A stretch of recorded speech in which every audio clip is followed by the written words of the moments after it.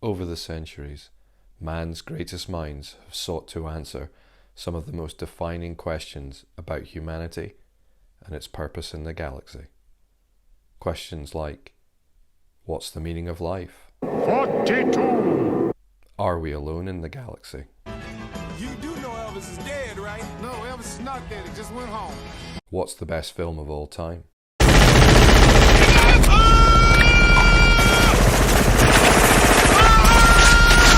How many barbecues should one man own? Today, we're asking another of these questions. Can you use Irn-Bru to make great barbecue?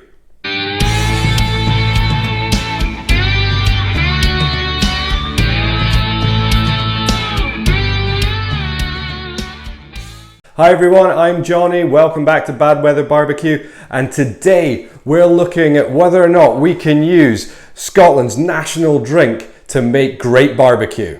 I have to say I'm super excited about doing this video for you guys, not just because we're going to be using the famous Irn-Bru, but we're also going to be using today Angus and Oint's Iron Barbecue Rub. If you're new to the channel, you're very welcome. This is a channel where we talk all things barbecue, and today we're going to be doing one of the recipes that I've been working on over the last few months. This is Irn-Bru chicken lollipops. I'm so excited to be doing this video for you that today I've actually got the kilt on and I'm ready to cook. Before we get into the cooking today, I thought it would be fun just to do a few fun facts about Irn-Bru. So here we go. Number 1.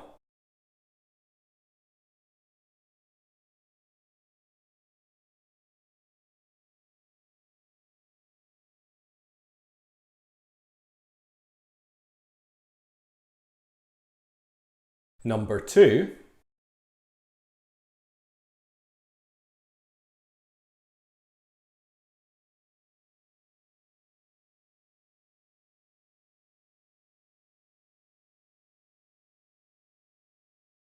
And number 3. So, what are we going to call her? Fanny. I want to call her Fanny. We can't call her Fanny. Fanny, I like it. Today we're going to be using good old-fashioned chicken drumsticks in our recipe. We are, however, going to be using some new techniques to help us along the way. Firstly, we'll be Frenching the chicken drumsticks, which simply means taking away the skin and tissue from the bone itself. We'll then be brining the lollipops for a couple of hours. Thirdly, we'll be looking at smoking the chicken drumsticks for a couple of hours until they come up to temperature. And then lastly, we'll be adding a glaze before taking the chicken off the barbecue. Now, if you are doing this yourself at home, please don't worry. I suspect many of you will be sitting there going, well, I don't want my chicken lollipops to just taste like Irn-Bru. Believe me, they don't come out like that at all. It does add a little bit of sweetness into it, but it's not like drinking a full glass of Irn-Bru. First step today is to French the chicken drumsticks. So I'm not going to do this on the screen just now. I did have a few of them to do this morning, so I'll put some pictures on the screen just now so you'll be able to see them. This is a technique I learned from Chef Tom at allthingsbarbecue.com. I'll leave a link in the description below so you can see Chef Tom doing that for himself. The next step in the process is to put the chicken lollipops in a brine. For those of you new to brining, it's simply the process of enhancing tenderness and flavour to your meat. Brine itself is usually a sugar-salt solution, which can be pulled together very easily using most of the ingredients that you have at home. But today, we're going to be utilising Irn-Bru and salt for our brine solution. So here's what I'll be using for the brine today. 2 litres of Irn-Bru, and then I'll be using 1/4 cup or 50 grams of kosher salt. The process for this couldn't be simpler. All we're going to do is we're going to take our Irn-Bru and we're going to pour it into my brining bucket. This is a bucket that I got from Amazon. I think it was about £12. I'll leave a link in the description below. You don't have to have one of these. I do quite a bit of brining these days, so I've invested in this, but you can simply use a bowl or whatever you have. Process, very simple. Open your Irn-Bru and we will pour into our brining bucket.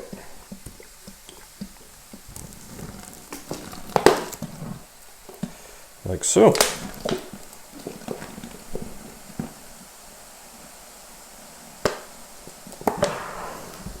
Okay, once that's in there, we're going to add our salt. Now, if you are doing this in a bowl, please be careful. The Irn-Bru will react once you put the salt in. That goes in, and then what we're going to do is we're just going to give it a quick stir just to make sure that it's all dissolved.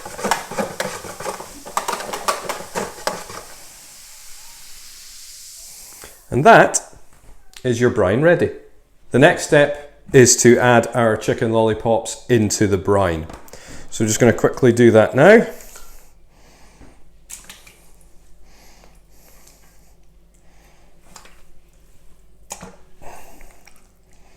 I will include some photos so you can see exactly what I'm looking at, as I appreciate that just looking at a white bucket probably isn't the most fun. That's our brining solution sorted with its chicken in. We're now going to put this in the fridge for a couple of hours to let all the chicken tenderize and for the flavour to go into the meat. Next step is to set up our grill ready for indirect cooking. So here's our setup for today. We've set up for indirect cooking. We have a charcoal basket on our left hand side here with the grate flap open. Under the rest of the grate, I've got a drip pan full of Irn-Bru at the moment. Again, that's really just for keeping moisture inside the kettle when we're cooking. Our coals are ready to go, so I'm going to transfer them in now and just get the kettle up to temperature. So here we are. It's been 2 hours since we put these in the brine, and here they are. I'll put some photos on the screen for you to have a look at just now. But as you can see, the Irn-Bru has worked its magic, and the drumsticks have gone slightly orange. So that's great. They'll now be super tender, so really looking forward to getting these on the barbecue. Before we do that, however, it's time to apply our rub. So we're going to add, as I said, the Angus & Oink Iron Barbecue, which is a honey chipotle rub. This is absolutely brilliant, so we're just going to take a very liberal spread of it over our drumsticks, like so. And there we are, ready to go. So it's off outside now, where we've got the grill fired up. So the kettle's now about 150 degrees centigrade or 300 degrees Fahrenheit, and it's time to get our chicken on. So real simple. Just straight over the water pan.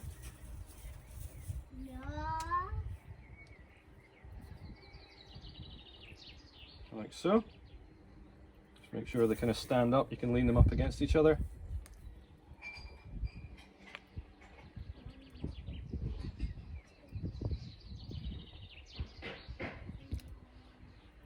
And whilst this is a fairly straightforward cook, there's not much intervention required. You might just have to move, obviously, the drumsticks that are closest to your heat source as you move through. I'm expecting these to take about hour and a half, something like that at this temperature. But again, we're not cooking to time, we are cooking to temperature, so we'll be checking these as we go. Our target temperature today is 74 degrees centigrade. And then lastly, we are going to add just a handful of beach chips. These are Weber's beach chips, which have been soaking in water, and it's just a case of adding them there, and we'll leave the grate up at this point. And then let's just add this back, and that's it. we'll come back and we'll maybe check them in about half an hour's time. So whilst our chicken's on now cooking, it's time to make our glaze, and it's really, really simple. What we've got here are 4 separate ingredients, but it's all the same grammage. So we've got 50 grams of sugar, we've got 50 grams of butter, we've got 50 grams of Irn-Bru, and we've got 50 grams of honey.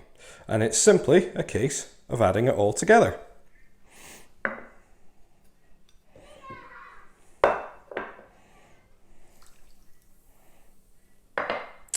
And last, the honey. So I will grab a spoon and just help out.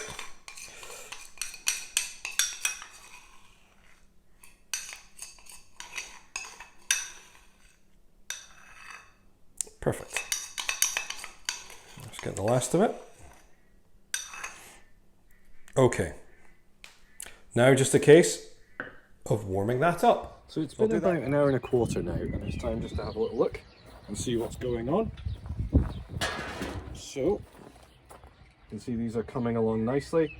I've got my Thermoprobe pen just to sort of check and see where we are. So, as a reminder, we're going for 74. This is 62. Just have a look at the others, see where we are. 63. 58. And a little bit higher there at 62. So looks perfect, it's going along fine. I'm going to probably give these another 20 minutes, have a look and see where the temperatures are. If we're running really towards 70, it's probably time to get the glaze on. As you can see, we've also added some potatoes in here, which we'll be having with the chicken tonight. So let's give it another 15-20, and then we'll check back and see where we are. So it's been about another 20 minutes, and we will just have a look and see how these are getting on. And I think these are looking great. Let's turn the Thermopro on. Let's just have a look. So still 59 there. It's coming up at 63. Yeah, 63. 63, and we'll just check these back ones, see where they are. 62. Maybe move some of these around a bit. 61 at the back. We're at 63. So still a little bit of a way to go. What we can do with these, if you are running out of time, it's not a problem. What you can do is, as per my previous video, is just move from indirect to direct. So just put your grate down, and if you needed to put them closer to the coals or whatever heat source you're using, then go for it. I'm happy just to wait these out. I think probably, again, about 15 minutes, probably get the glaze on and just start letting that get to work. But for the time being, happy with these, with the way they're going at the moment. So we'll check back in about 15 minutes. So that's been about another 20 minutes.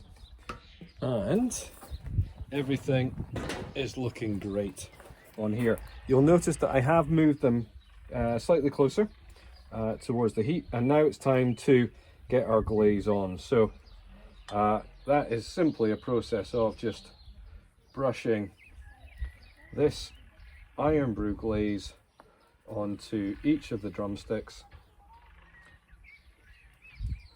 as we go. Right, we'll give them another few minutes just to come up to temperature, and that'll be us. And here we are, the finished article. I'll put some photos up on the screen here so you can see them. But this has come up beautifully. This is exactly what I was looking for. As you can see, a really nice sort of sheen from the glaze over the top of them. They've kind of just charred slightly in terms of the top of the bones. So this is exactly what we're going for. So I guarantee you serve this at any barbecue that your friends are around, these will be the star of the show. So now I think it's probably fair for a little pitmaster privilege, which is just testing out one of these and see what they taste like.